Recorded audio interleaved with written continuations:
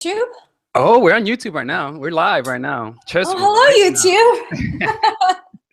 YouTube. Yeah, man. No. What is it? No pull, no punches pull, something like that.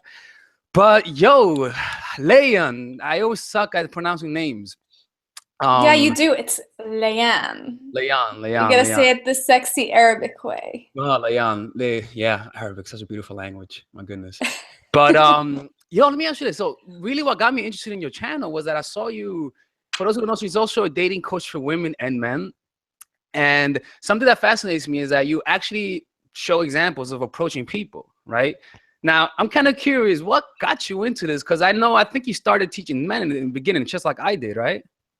Yeah. Well, I started teaching both, but I'm more specific for men because I think that they need to understand a female perspective a little bit deeper than from what male dating coaches do teach us. Sorry, phone, can you hear in the background? We're just gonna roll over it and just pretend it's not gonna happen. I started from a place of pain, and I think everyone on this audience can connect with it. We all start from a place where we feel rejected or betrayed in a certain way. My story, long story short, I'm gonna make it real short for you guys. It's I was 18 years old, never been with someone, I was really picky about who I wanted to be with, and I met this guy who was like my first love and love at first sight kind of deal. I used to live in Paris, France. He used to live in Spain, Madrid. Wow. And I basically spent all my money, all my time just flying back and forward, trying to nurture this relationship into something deep and fulfilling. And after 8 months, he basically met me in the south of France, where I had purchased 8 months? 8 months of a relationship. Yeah, no, we like met back and forward. Between that time, we had a long distance relationship. And then, I booked like our final 2 months together. It was so romantic. We were supposed to travel south of Spain, Barcelona, Benidorm, Madrid. Then I bought us tickets to like Marseille, Nice, Cannes, I was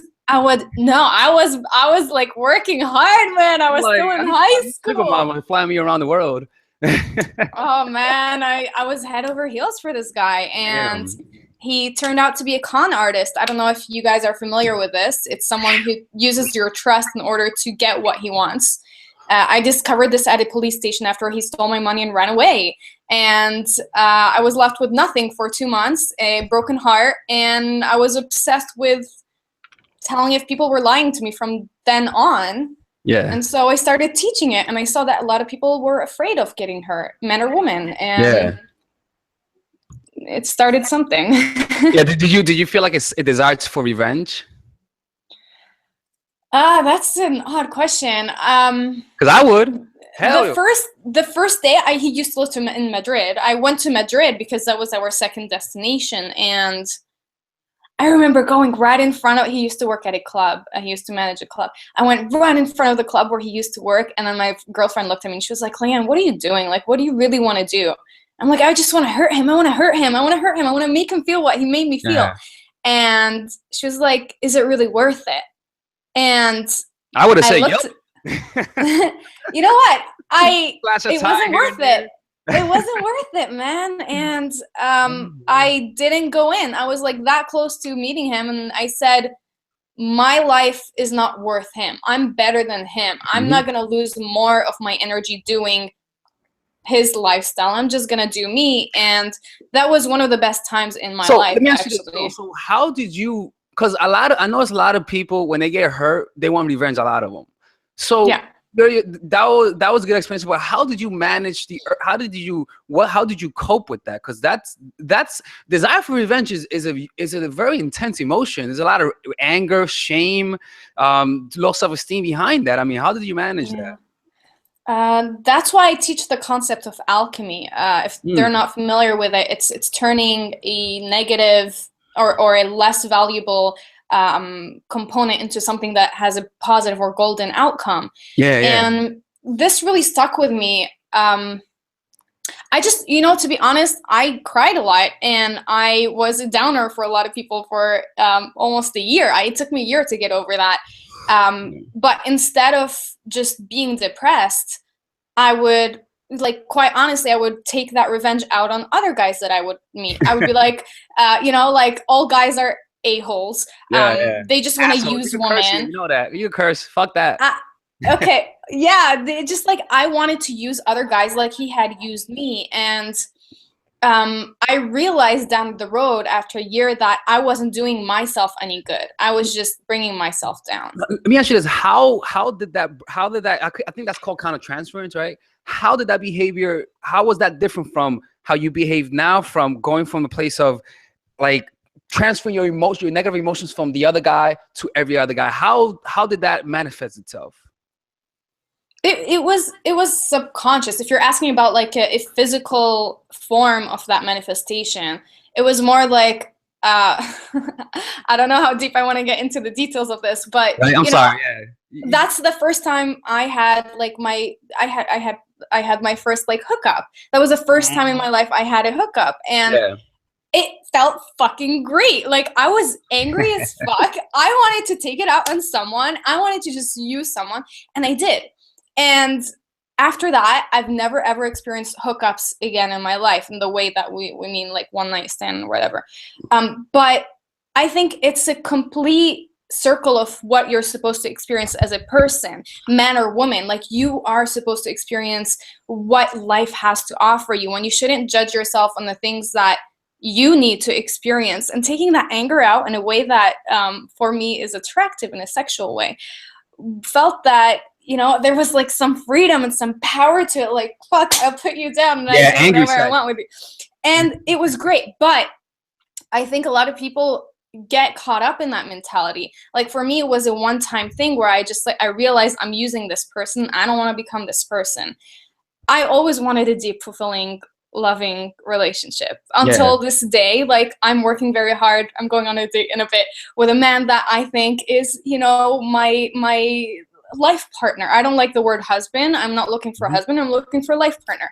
And you have to stay clear on what your goals are. I think a lot of people are angry. They're very hurt. They feel betrayed and rejected, and they use other people in order to feel better about themselves. But at the end, you're just hurting yourself more, and you're not fulfilling that deep soul inside of you. I always say that it's always like, it's kind of like the cure becomes worse than the disease, you know? Oh, for sure. Yeah. For sure. But like, let me ask you this: at what point was it like that shift? Like what did you do after you like to say, you know what, I'm not hooking up with people no more? And what did you do as an alternative? It wasn't a click. It wasn't a one-time thing. It was a transitional thing where, a gradual, right? Like, I don't know, maybe this example will relate more to your audience. You know, when someone is doing drugs and you can see them kind of falling apart, but they don't realize it themselves. And maybe a year or two into it, they start stealing your stuff to like buy drugs or whatever. We see that in movies all the time. And then you have to kind of like be like, look, this is an intervention. You need to wake up. For me, I was alone in that journey. My drug was manipulating people and using them. And my wake up call came when I saw I was in an abusive relationship right after that. I had a really bad time. Like, this guy was really abusive, and I accepted it because I had low self-confidence. So how did you justify? How did you back or rationalize it? And what did you think was the best decision? Like, what did you do to fix that? Because everyone's different. Everyone has a different way of coping with things. You tell yourself, this is how people are. This is how people are. So if this is how people are, I'm just gonna accept it. But no, fuck no. Like, I have I have a certain standard for my life. I always had a certain standard for my life, and I would rather live my life trying to get what I want, what I actually deserve, than to live my life accepting what the norm was or is. And I think when you love yourself and when you realize that you have a lack of love also, you will work on getting that love back to yourself. This is why self-development is at the core of my coaching, at my videos, because finding love is not about the other. Finding love is all about yourself. It is about developing yourself, loving yourself, discovering yourself, and getting to understand yourself 100%. And once you do that, then you understand other people's minds, and you are able to control what happens in your life. You feel me? It's crazy. It's crazy how pain takes you there. Like pleasure cannot take you there unless you let go of the pleasure and realize what's behind the pleasure. But like pain is such a good alchemy though. Like that, it's crazy. I didn't know about the term alchemy, to be honest with you. And I always thought, I thought it's the art of turning base metal into gold, right? But like, I always say that when someone breaks up with you, you either turn 30% better or 30% worse. That's my thing.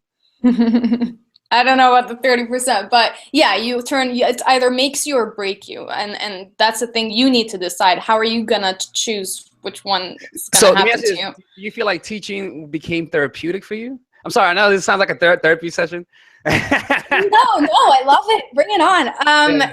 Therapeutic, well, in a sense, because you know, I had all this knowledge that I was teaching myself, and I was so lucky to meet the mentors I had. And when I shared it, I saw the positive outcome that it had on people. Like people would comment on my videos being like, thank you, Layan, you helped me so much. And then I eventually had my first coaching session with a guy, and he was like this 36-year-old virgin who never had a girlfriend. And fuck, man, I'm proud of the work I did with him. And then it became like this cycle. 36-year-old virgin? Yeah. Oh my goodness. Was he religious? He better be religious. No. He was just like, he just didn't have the life experience. That's some crazy stuff. It's nothing to be embarrassed of. It's just, it is what it is, you know? Yes. I used to be embarrassed. I'm like, oh, I'm not a virgin. I'm like, I've been 20 people.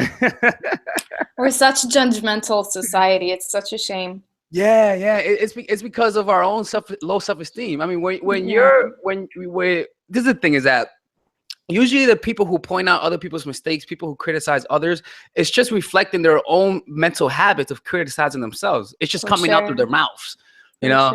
And it's kind of like when any behavior that somebody does unto you is more of a reflection of what they do to themselves.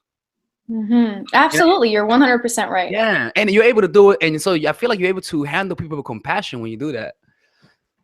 Yeah, because when you treat people with love, they tend to see something that they're not expecting. So they have a different perception of what life is, what people are, and what they can become. So you offer them an opportunity that is different than what they have ever experienced. You know, it's so crazy how easily you could have fallen into an extremely bad habit of men by that experience. You know what I'm saying? For sure. Like that could have been horrific. Because that's what happens to a lot of people, man. Yeah. Some crazy stuff. Yeah. I mean, it's that small, your window of opportunity, and you need to be aware of it. You know, it's all about awareness. So what did they teach you? What did your mentors teach you? Like, because I didn't have mentors. I only read books of Eckhart Tolle and whatnot. I taught RSD, you know RSD, Real Social Dynamics? Of course. They're pretty good, right? They're amazing. I don't agree with their values. I don't agree with their values, but I like what they're doing because they're teaching self-development. They're predators. Yes, they have different instructors, but generally speaking, though, I like the fact that they, from some perspective, they come about it from a spiritual aspect, like improving on yourself. Some instructors are crazy. They're pretty crazy, but that the implementation of self-development. But for you, what did your mentors teach you? What was one thing that actually made you click? Man, I love my mentor. I met my mentor when I was 21 years old, which is 4 years ago. And you know when you meet someone and they basically take out all the negative thoughts that limit your mind, and you're like, wow, I just discovered a whole new world. Yeah. And this is my mentor. My mentor, I'm not gonna get too much into details, but I used at that time, I still used to want to use men in some ways, like most women do. You know, most women, because they're hurt, they're like, oh, I want to use a well-off guy to get me gifts or buy me dinner or whatever. I used to be in that kind of mentality, very self-limiting mentality, by the way. And he was like, you know, book your whole weekend off. I'm gonna take you somewhere. It's a surprise. And I'm like, yeah, he's gonna take me to the Bahamas. Yeah, I'm gonna go on vacation. I need to find a mentor. Hold on.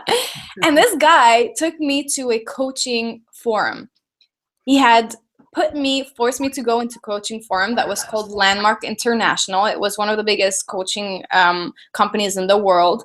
And they forced me to face all my fears, to get in touch with the people I hated, and to basically apologize and do well, and just make those bonds real again. For real? Wow. And that was one of the hardest things I had to do, because you never want to talk to someone that hurt you, or someone that you need to apologize to, or something like that. I found myself a new mentor. You need to. And from that moment on, like, I went out of the coaching session feeling like everything was possible. I started my coaching company right there, right then. And I used to think I was too young to become a coach. People would tell me that all the time. I coach people who are in their 60s who have now a successful relationship for the past 3 years. Like the things that you can do are limitless, and you are the only one who puts that limit on yourself. It's crazy, but like, let me ask you this. So at what point did you think that's a good idea? Like the whole like calling people, did you call them up? That sounds like AA. Like at what point did you, like, what happened when you were able to feel comfortable with talking to people who you hated?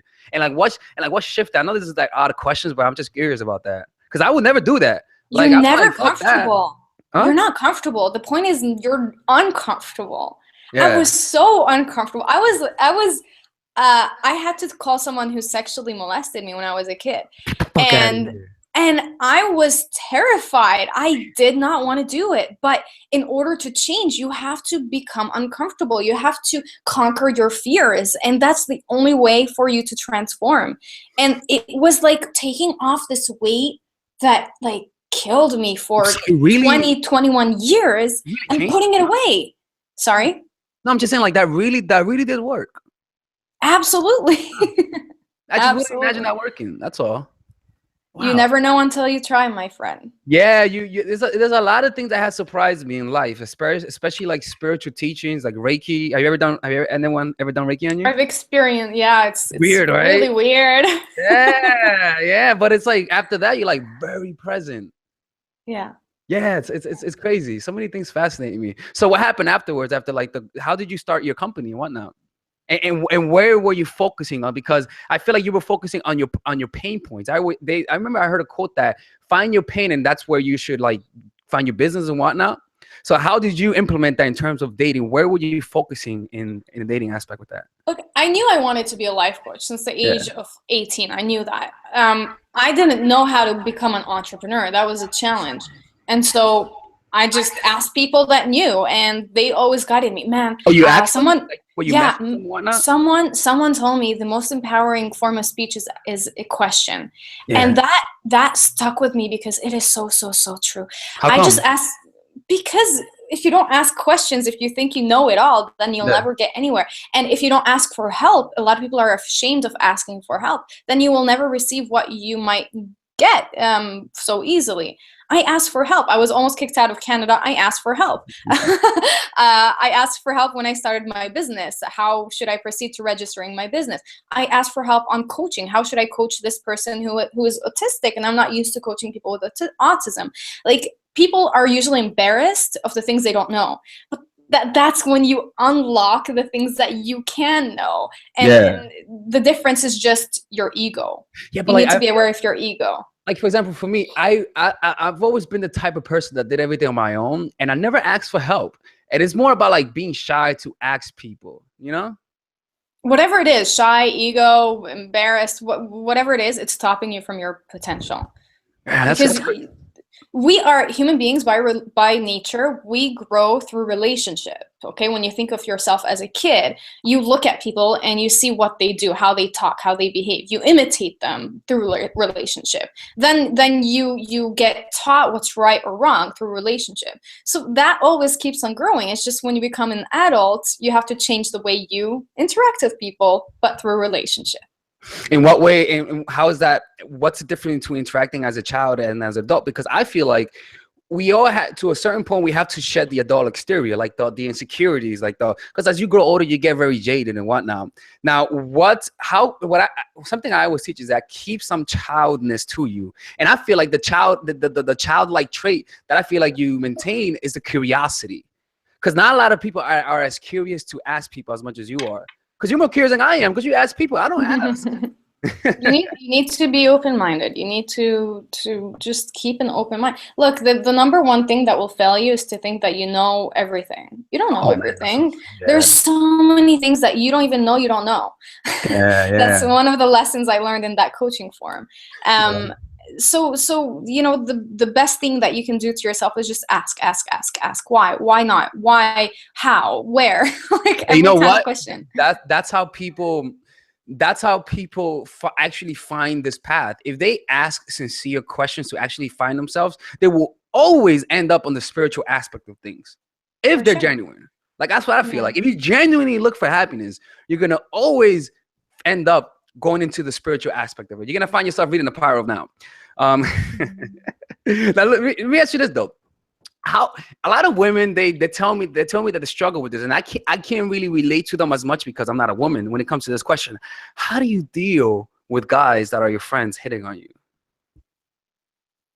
I personally, like, I friend zone everyone from the beginning that I'm Oh not Lord have interested in. mercy, poor guy. Like hardcore. I'm like, certain people call me a bitch. I don't care. Like, I'm not interested in you. I'm gonna make sure that you understand I'm not interested in you. You tell them that you're dating someone else. You talk about another guy in front of them, and you just deal with it. Yeah, it must be something that I noticed, that it must be awkward as a woman knowing that there are some guys that you don't want to run into. You know, it's kind of like, oh fuck, he may be there. I don't know. I don't really You don't do care. that? I don't like, I am who I am. If I'm gonna go somewhere, I'm gonna go somewhere. I don't really care. I think it comes from a place of lack of self-esteem, and I don't think I have that at that point. Yeah. So let me ask you, what do you consider? What do you think is like the biggest thing that women do wrong in dating and whatnot? They're submissive. They're so submissive. They give their power to men, and I think they shouldn't do that. Like, I think when a woman sees someone that she likes, she should go and flirt with him. She should do the first step if she wants to. She should ask him out if she wants to. She should get his number if she wants to. I did a video like a year ago saying, you know, do the first step, ask for his number. And I had so many women hating on me because I said that. And I'm just like blown away, because some of the best relationships I started in my life, I went after what I wanted. And I think living always like, you know, you're a pretty woman, you're a princess, you just need to put makeup on and put tight pants and expect the guy to do everything. That's so disempowering. You know, power comes from different forms of ways. You know, you have to look at equality legally and whatever, but it also comes sexually and romantically. Yeah, yeah. It's crazy that I'll tell you this though, that if a guy, it's kind of, I'm not generalizing, but if a guy's confident enough to approach you, he's done it many times. You know? Exactly. He's done it many times. If you want a relationship, I'm not talking about myself, but if he's if he's willing to approach you, that the thing is that the shy, sometimes when you see a guy and he's looking at you, he wants you to approach him. You know, Yeah. and sometimes I feel like women with their expectations, they have to like, oh, he better approach me. I'm not approaching him. You lose out on a lot of the good guys. Exactly. I like the emotional shy guys. Say it again. I like the emotional shy guys. Shy guys? What is a shy guy? Shy. Oh, you like the shy guys, huh? I do, cause they are proper. A lot of guys are just playboys nowadays, and they just want to fuck around, and I think that's so unattractive.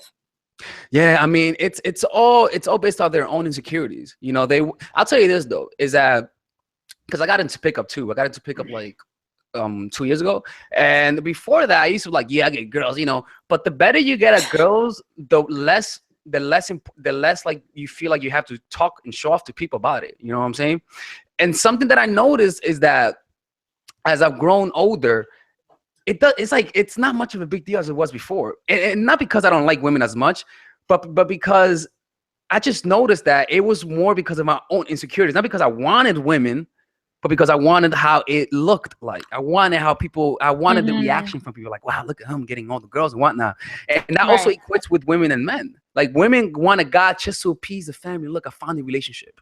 Exactly. Yeah, that happens a lot. And that's why I'm saying we're such a judgmental society. We like to actually get people's approval instead of our own approval and happiness. And I bet you faced that with your own experience. I mean, family members, they do that more with women. Like, they put more pressure on women. because they're like the daughters. Am I right? For sure, for sure. I definitely had a lot of pressure from that side of things. How you know with that? That's interesting though, because you teaching this family member. My mom don't know about this. I'm like, I tell her I'm a social worker because she can't handle it. I swear to God, I'm like, Mom, you can't handle this, man. Just I'm working right now. It's a struggle. It's even today. Like I've been doing this for what, like the whole YouTube thing, 10 years, maybe a bit more. Yeah, that's crazy, dude. It's a struggle every single day until today. It's just like they don't need to understand it. They just need to accept it. And I think when you become an adult and you become independent in many ways, emotionally, financially, mentally, whatever, you build that confidence that you don't need to rely on anybody. Like this is who you are, and quite honestly, like if people don't like it, like just whatever. But you need to with your family, it's different. With your family, there needs to be a healthy balance. You know, there needs to be some sort of talk of communication on why you're doing these things. Yeah, but it's so difficult because a lot of people, especially women, they don't feel like they're heard. They don't even with my family is that they have more, it's more strict for women. So expressing themselves for women is pain. They don't want to be criticized. They don't want to be judged. Judgment in women, I feel like, is huge because they're judged a lot more than men, you know, by unrealistic expectation. So how do you deal with that? I mean, I imagine that really does affect, that really is a big factor in how women think and how women act. Because I notice women are a lot more shyer. Like women, they're more, you know, they read more. They're like more, when I go to the parks, women are more reading and the men are more amongst themselves. Like that has to play a role. Look, I'm not gonna lie. I'm very fortunate. I had very open-minded parents when I grew up. As I grew with them, as I became a teenager and an adult eventually, like their mentality towards me changed. But I have very respectful parents in the Middle East, and that's a big thing because my work reflects on them. Everything you do as an Arab man or woman reflects on your parents and how they educate. Oh, you're Arab? I thought you were Puerto Rican. Hola, podemos hablar en español. Okay, no, but I'm gonna make this short because I can't hang out too much. Okay, my bad. But you know, like you have to fight for what you believe in. That's the bottom point. If your personality, you believe that you should be in that field, and I deep down believe I love love. Like I love seduction. I'm not ashamed of it. I was at the beginning when I was like 14, 15, when that was kind of taboo for my age, but I always was that way. So I would rather live my life happily and accepting who I am, and you know, kind of have the struggles to deal with it than not do it at all. Yeah, let me tell you what, man, you definitely have some balls, man. Like you have that, like you got because a lot of women wouldn't do that, and you could really tell the difference between a confident woman because of their like the humph behind the action and the words they say, as opposed to a woman who's trying to act confident. You could tell the difference. Like there's a congruence to it, you know. But yo, that's good stuff, man. So let me ask you this before you leave. Sure. So where could people find you and what kind of services do you offer? And I already have the link to your video, to your channel below, but talk to them and tell them how they can contact you. Okay, thanks for that. So I have a website, obviously. I'm a dating and empowerment coach. I'm trying to do this empowerment thing because I really, really believe it's a good thing for us right now in this society. My website is www.layanbubbly.com. That's LayanBubbly.com. I basically help people to find their own power, but for them to find results in their dating, relationship, lifestyle, whatever it may be. I'm expanding to life and career coaching as well. I have a passion for what I do that is absolutely overboard too much, but I just love what I do. I love seeing people transform. I'm a real woman. That means that I'm going to curse with you. If you need to chill the fuck down and smoke a J, I'll tell you to do so during our session. And hello, let us be open about what we need to do in order to transform. Some people need to experience something new. Yeah, man, it's all a journey. It's all a journey, and I truly believe in that. I'm not going to lie. Oh, so that being said, I'm a tough cookie, and I'm a tough love kind of coach. So if you're not doing well, I'll let you know. So you better be ready to cry on someone's shoulder. No, definitely. And look, lady, look, I know I may be kind of odd, so if you need a woman to talk to, just go to her. All right. Anyway, yo, you have a good date. You know, hopefully everything Thank goes you. well. No awkward silences. You know, and Ooh, that doesn't happen anymore. And if it does, we play. No, man. Awkward silences are so fun. You just look into each other's eyes and you're like, so why are you looking Okay, don't at give me me? that look. Give him that look. You know, I got stuff to do. You're fun, man. I enjoyed this interview, man. You're good at interviewing people. You think I'm good at interviewing? Yeah, you make me feel so comfortable. Look, all the secrets you got out of me. Like, you're raising my self-esteem here, man. I never do interview that much. Who knows? Maybe pick up help with that. Who knows? But yo, you have a good date. Bless that date, you know. Thank you. And take care. Guys, have a good day. Take care and bye-bye.